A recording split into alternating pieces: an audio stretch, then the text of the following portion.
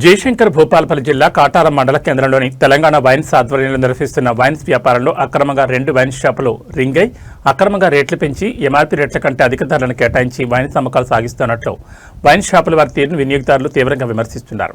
ప్రభుత్వ నిబంధనల ప్రకారం గ్రామం నుంచి వైన్ షాప్ కిలోమీటర్ దూరంగా ఏర్పాటు చేసి ఎక్కడ కేటాయించిన షాపులను అక్కడే నిర్వహించాలనే నిబంధనలు ఉన్నా కూడా ప్రభుత్వ ఆదేశాలను బేఖాతరు చేసి ఒకే దగ్గర 2 షాపులు నిర్వహించడం మరియు సిండికేట్ అధిక ధరలకు మద్యం అమ్మకాలు సాగించడంపై సర్వత్రా విమర్శలు వినిపిస్తున్నాయి.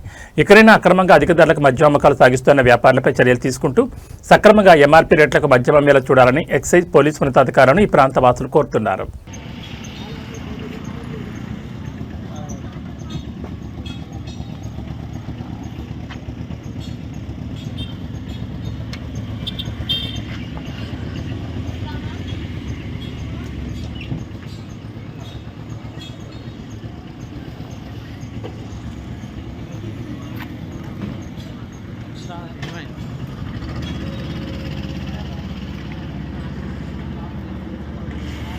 ఈ ఓనరు కథలు చేస్తుండు బాగా.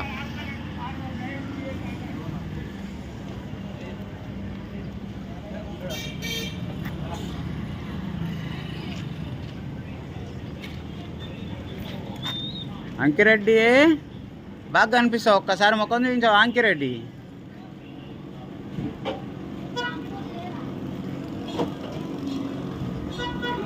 అంకిరెడ్డి ఓ అంకిరెడ్డి,